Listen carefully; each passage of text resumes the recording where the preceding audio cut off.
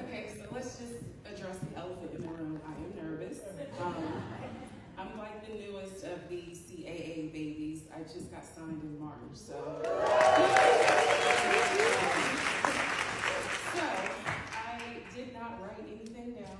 I'm gonna just talk to y'all from the heart. Deep breath. Okay, so I'm gonna share with you guys a story of just a journey I've been on. It is June 11th. My story literally is not even 4 months old. This all started February 14th. So here's what happened. For those of you who don't know, I had the bright idea to take my phone, hold it up to my face, no hair, don't care, no makeup, nothing. And I told the story of how I met, dated, married, and divorced my ex-husband. And I called it, who the F did I marry? It ended up being a 50-part series on TikTok. It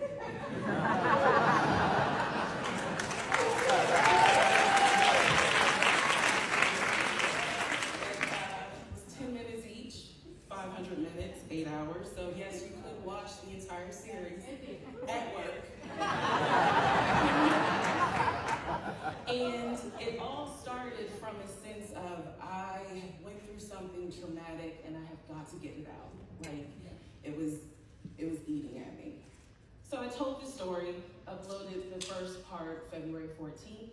By February 17th, was finished with all 50 parts. I was dedicated to getting it out. And here's what happened.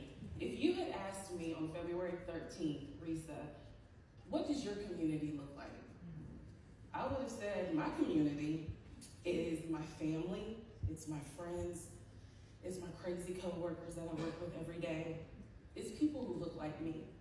It's people who I've been through stuff with them, tried and true. It's people who understand me, who get me. But I would have told you my community is small. Well, fast forward, by February 17th, all 50 parts were up. And I will tell you guys, starting around February 18th, I went through one of the darkest, loneliest periods of my life. I put the story out there, and I watched as I got torn apart online. Everything from, well, did you see what she looks like? Like, obviously, she should expect to get played. To people calling me a big bag, to clout chasing, to everything but a daughter of the child of God. So it was a very difficult time. And during that time, my friends, my family, my coworkers, they were not heavy on social media. So they actually had no idea what was really going on about how this story went viral. And I found myself that week between February 18th and 25th where I truly felt like I was the only person on earth who's ever dealt with betrayal. Now, that may sound crazy, but here's why I felt that way. All I saw was negative. All I heard was negative. All I was reading was negative. So it felt like I was standing alone. And when I put this story out there, my goal in my heart was to help at least one person. Just learn from the mistakes that I made. But I didn't see that one person. I didn't see anybody. I saw nothing but attack after attack after attack. I found myself watching TikTok lives for 5 hours of women who've never met me, just completely dragging me. And it was hard. Even when you see me on Good Morning America with Robin Roberts, inside I was crumbling because I knew I put the story out there and this was my experience, but I wasn't prepared for the loneliness. But then, around February 26th, something changed. And what changed was I finally saw a comment where a woman said, "I'm the one that you helped." And I remember thinking, oh, sweet Jesus, thank you. Thank you, God, and there's at least one person who understood. Well, that one turned into more. And it turned into even more. And then I started seeing videos of people saying, look, I love me some Risa Tisa. I ride with Risa Tisa. And it made me feel so good. And in that moment, this is what I learned.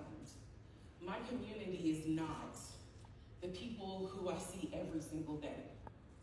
My community is actually made up of all shapes, colors, genders, ethnicities. I have learned that the people who will ride with you and the people who support you and the people who will stand by you may not even be people you've ever met, but they identify with your story. And one of the things that I've learned that I'm so grateful for is that when you stop and put your story out there and people listen, you never know who you're helping. I also realize, even with this whole CAA Amplify, that it's such a blessing for me to pay it forward to listen to someone else's story. Even last night, I had the chance to sit at the most amazing table, shout out to table 18. Where we had an opportunity to share our embarrassing stories. And I've made it a mission where I'm going to stop and actually listen to people and stand with them.